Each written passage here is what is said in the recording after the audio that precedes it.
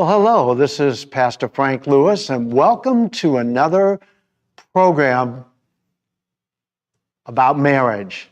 And you're going to learn some things today that are, I think, going to be surprising.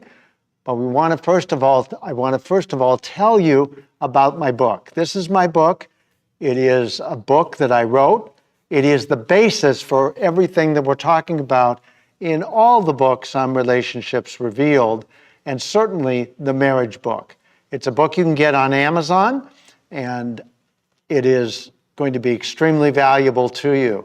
The other thing you can do is you can go to my website, and that is relationshipsrevealed.org, and that website has a listing of all the books and a place for you to ask for help.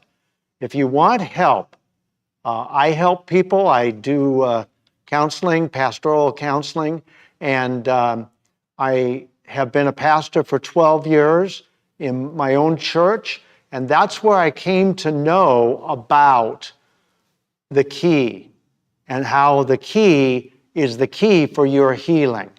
And so you can come to that website, relationshipsrevealed.org, and you can press the button Want Help or the button Learn More. Learn More will get you in touch with me. Want Help, I'd like you to tell me what kind of help you want and give me your phone number if you feel comfortable with that. Certainly your email, but if you feel comfortable with your phone number, then I can call you and we can work out a time to see how I might be able to help you. Now, last week, you might recall, we talked about the whole understanding of what causes fear and shame. And so pain causes fear and shame. Do you remember that? Pain causes fear and shame. Remember, Adam was in the garden with Eve. God had said, it's not good the man should live alone. That's going to be very important to us as we understand what we're talking about today, which is the power of rejection that comes from pain. Actually, the power of rejection that causes pain. Let me say that properly. So we're in the garden, they're in the garden, and Adam and Eve are naked and not ashamed.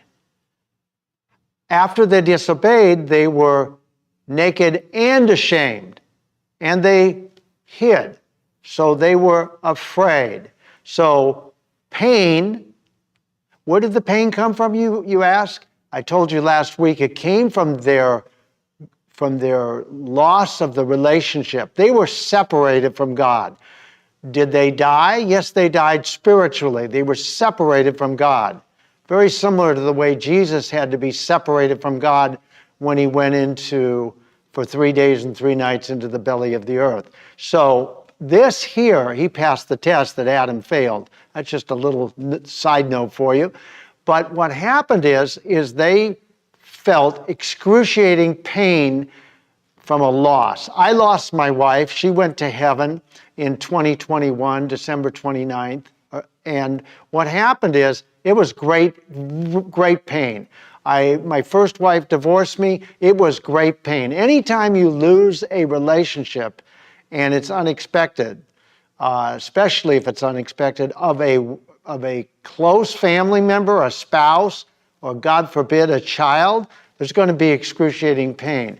And that pain caused them that they'd never felt before. You have to understand, it's a miracle they even lived through it. But that pain caused them to have fear of more pain and also to hide among the trees of the garden. So they hid. And what happened was that in their hiding, they became less than who God created them to be. That was always the issue that Satan said to them, you will be like God. Well, he lied. But the reality to it, they did know differently. And is it a possibility, I've asked this question last week, is it a possibility that their 5 physical senses were switched on? I think it really is, because they knew they were naked and then they felt shame. Well, how did they know they were naked after they disobeyed? When they didn't know they were naked, before they disobeyed. I believe their five physical senses were switched on. But in any case, they certainly felt great pain, and they hid, and they felt shame, fear. Remember that Adam said, I was afraid. I was naked and I was afraid. Well, he was afraid, and he was afraid of what punishment might come, because I believe the devil gave him a thought, had a legal right to give him a thought then, because he had disobeyed, that God was going to punish him. God didn't, but that fear was there, and they didn't want any more of that pain. So shame was also a result of their nakedness. They're knowing in a different way. They're knowing by their five physical senses. Now, what's interesting is that if we have shame-based parents that raise us are shame-based, they're going to cause us to be shame-based also. We're going to have a problem. Toxic shame is the shame that says, I know not that I did something bad if I do something bad, but that I am bad. I'm inherently defective and worthless. That's toxic shame. I had a lot of toxic shame, and we're going to talk later about how you deal with toxic shame, because that's going to become very, very important in our solutions part of the book, in our solutions part of these talks. So toxic shame is the problem, and what happens is once we feel toxic shame, because is it true that we're not valuable, important, and worthy? And in my case, I was defected and hated myself because of how my father treated me. Maybe your problem, maybe how you were treated caused you to feel like I did. Is it true? No, it's not. But it was my truth, so therefore it is true to me. And because of that, I was not who God created me to be, and I couldn't trust God, and it was a very difficult situation. Now today, I'm going to talk about another aspect of what pain does. Not only does pain cause fear and shame, not only does pain cause us to hide the true self that we are, but pain comes from rejection. Remember, we're created by God. God said it's not good that man should live alone, so he made him a helpmate. That helpmate was part of a relationship that God wanted. God created us for relationship. And so if we are created for relationship and we're not in relationship, we're in pain. Well, that's a problem, because if we are rejected over and over and over again, we're going to have a fear of rejection.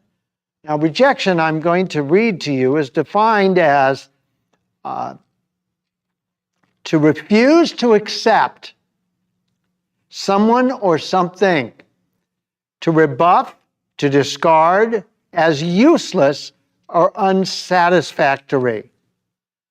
Wow. Useless or unsatisfactory. That's just exactly how I felt, and that may be how you're feeling today. And if you are, then know that you've been rejected over and over again has caused you to have those feelings of worthlessness and uselessness. And so we want to deal with that today. What is the power of rejection? So you may have been rejected, and rejection causes horrible problems, because you know what it really causes? Pain. And interestingly enough, pain that you have pain from, let's say, a physical injury. Okay, well, that pain, once you get like the broken arm put back together again, or you get stitched up or whatever, that pain is real pain. That's physical pain. When you're rejected, it's emotional pain. Now, what's really interesting, catch this please, what's really interesting is that pain is processed either physically or emotionally in the same part of the brain. And because it's processed in the same part of the brain, the physical pain and the emotional pain is very, very hurtful. Physical pain hurts, emotional pain hurts. Now, you probably know that. You've been rejected. You know that it hurts. But now you know the reason why it hurts is because the brain processes it in the same area, so it has a very significant result of feeling hurt. So we don't want to feel that pain again. So what we do is we end up avoiding pain, having a fear of rejection. And if we fear rejection, then we will not be the people that God created us to be. We won't be who we are supposed to be. We won't be real. In a marriage, it's a horrible thing. If you were raised with great rejection or even any rejection, and you were, because everybody's rejected somehow, some way by their parents, because the devil sets it up that way, then what ends up happening is you end up in a situation where you fear rejection. You may fear rejection to the point where it absolutely affects, and if we've been rejected at all, it's going to affect our self-image. It's going to affect how we view ourselves, and it's going to affect who we think we are. Now, we're going to try to avoid more pain, so what ends up happening, and this is probably what you're doing, is you're hiding the real self. You don't want to be known at a deep level. You don't want to be known at all. Why? Because you were rejected over and over and over again, so you don't want that to happen again. So you end up hiding the real self, the real you, and it ends up being a real problem. In marriage, if you hide the real self in any relationship, but particularly this one in marriage, if you hide who you really are, you cannot have intimacy. You cannot be known by your spouse at a deep level. So that's not going to work. And so we end up having a situation where we don't want that pain. That pain hurts too much. Now, what's interesting about this is this, that when you have physical pain, you have a stitched up wound, it heals, you can't remember the pain.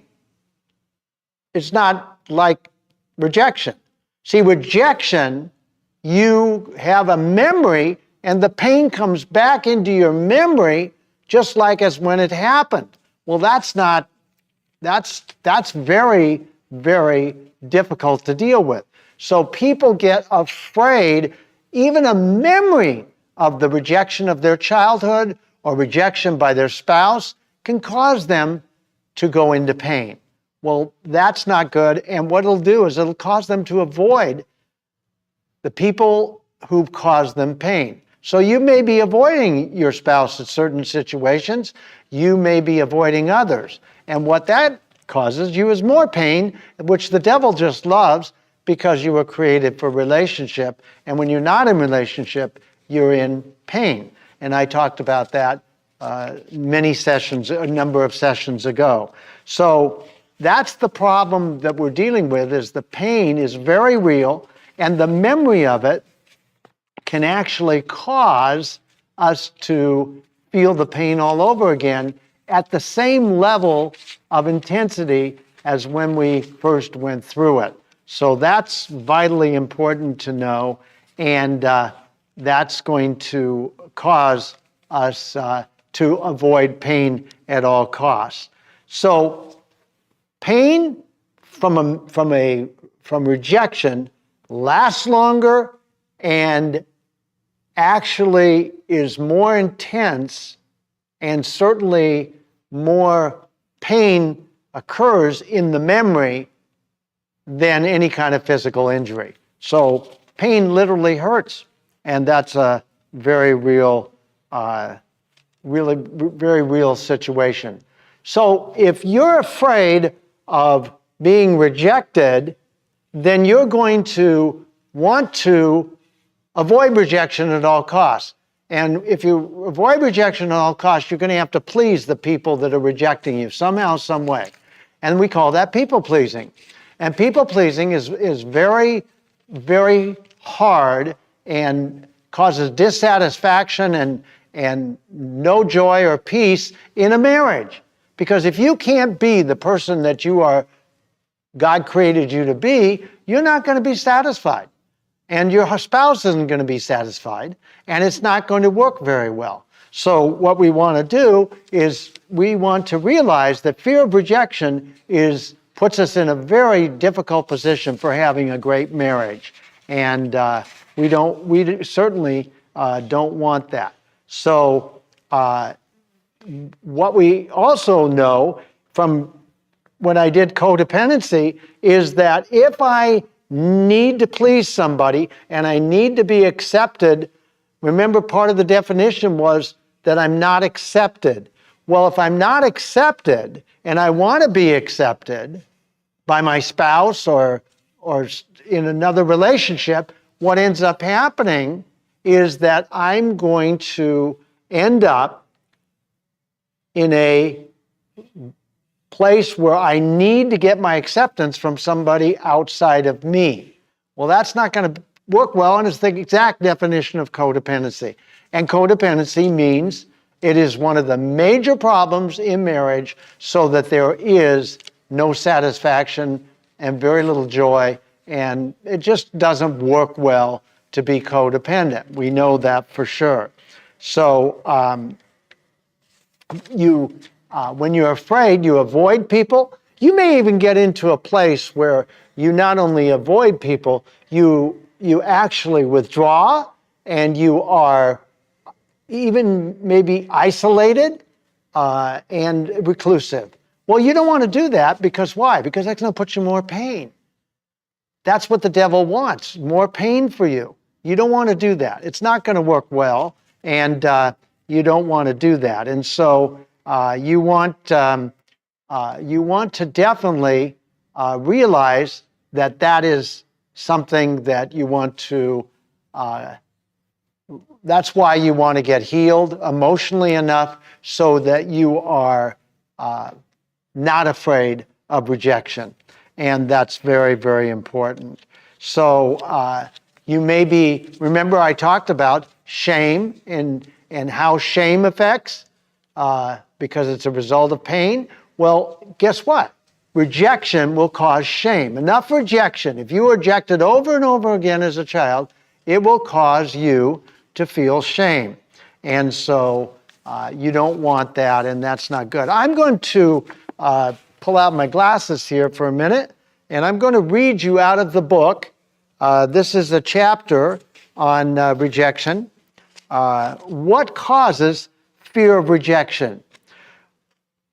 The sources of fear of rejection are as follows. If you have a physical condition which you believe makes you yourself unattractive to others, if you were overly rejected as a child, remember I've said that numerous times, when you've been abandoned and unloved.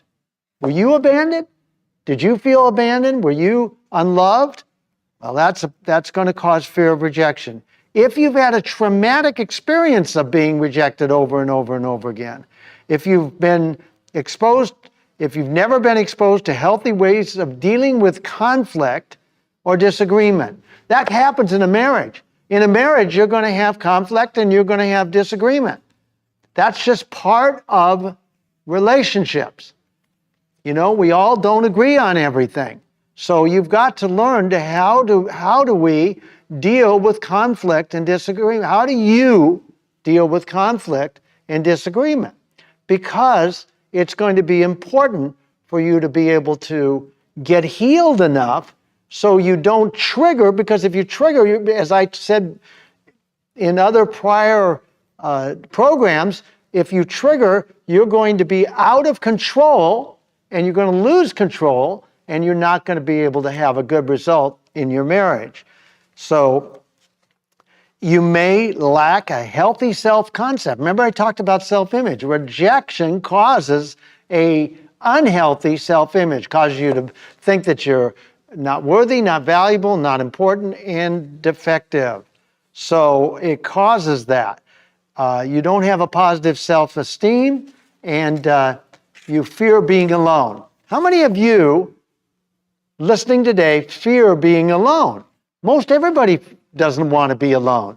They don't like to be alone. So they'll change who they are for not being alone. And so that's really an important thing, because nobody wants to be alone, but you'll people please in order to get people to like you so you're not alone. Now, I want to read to you, this is on page 77 of the book. I want to read to you what results come from fear of rejection, because I can't say it better than the book says it. So regardless of the cause, the fear of rejection can create real problems.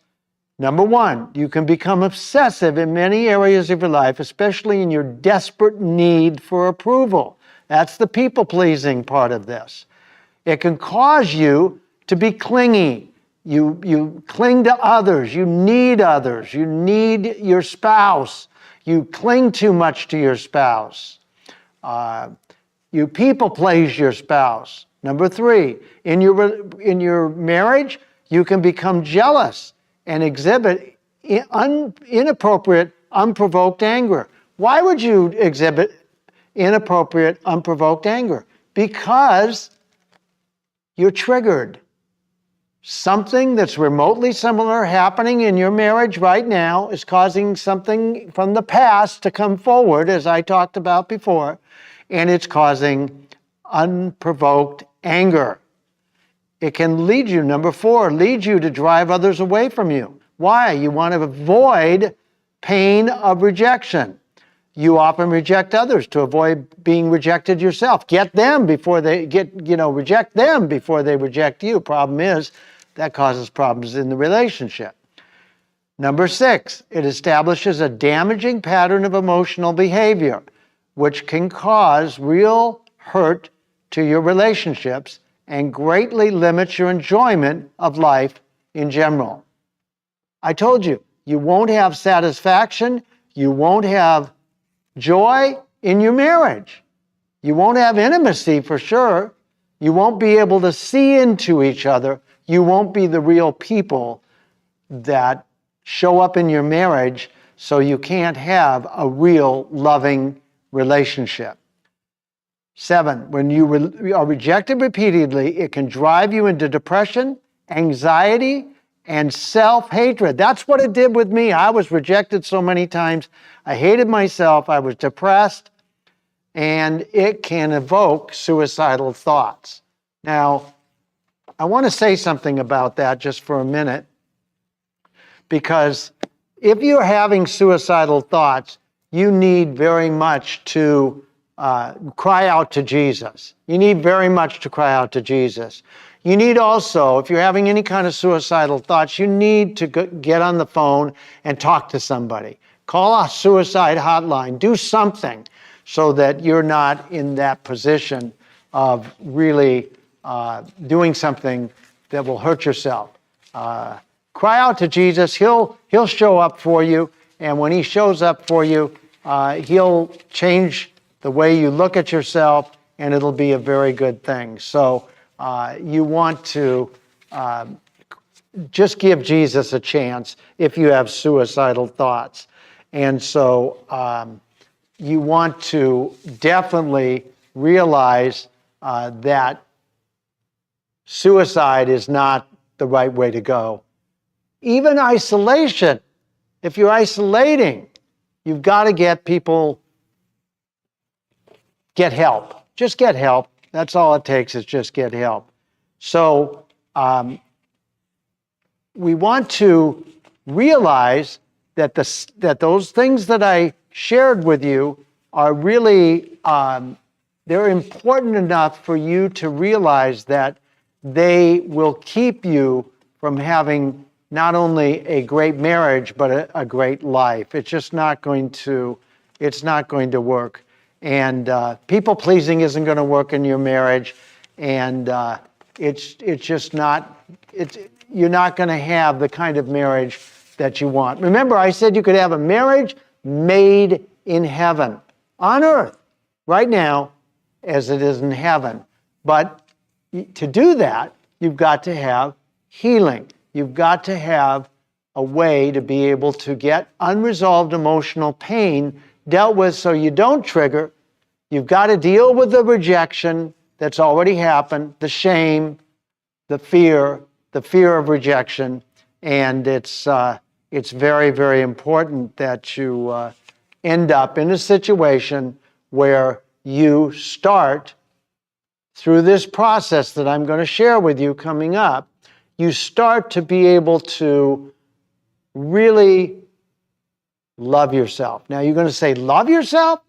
How can I love myself? Well, you get pain, unresolved emotional pain dealt with, and you're going to be able to like yourself. Let's just start out with like. Maybe you can't love yourself, but you can like yourself. Remember, the Great Commandment says, love God with all your heart, mind, and soul, and love your neighbor as yourself.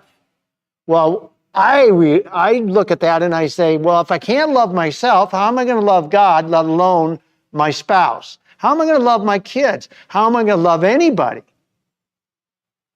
I can't. That's the truth. If I can't love myself, I can't love anybody else. Well, how do I love myself? I've got to have healing. Healing for unresolved emotional pain. Healing for all of the rejection, and you've got to have what we're going to talk about next. You've got to have forgiveness.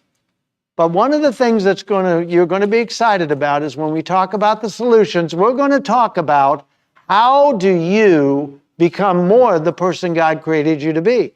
Because see, God loves you so much that He wants you to be who you were created to be, so you can do what you were created to do and have a great marriage, have great family relationships, and have a life of abundance. Jesus said, I came to give you life and give it to you more abundantly. He wants the abundant life for you. I believe you want the abundant life. So we are going to talk next week about forgiveness. It is a critical piece of dealing with rejection in a godly way. Jesus said we must forgive. He forgave on the cross, and we're going to get into that in depth. But I want you to know Jesus is the answer for you that need to reach out, and you need to know God loves you, and God is good, and He's good all the time,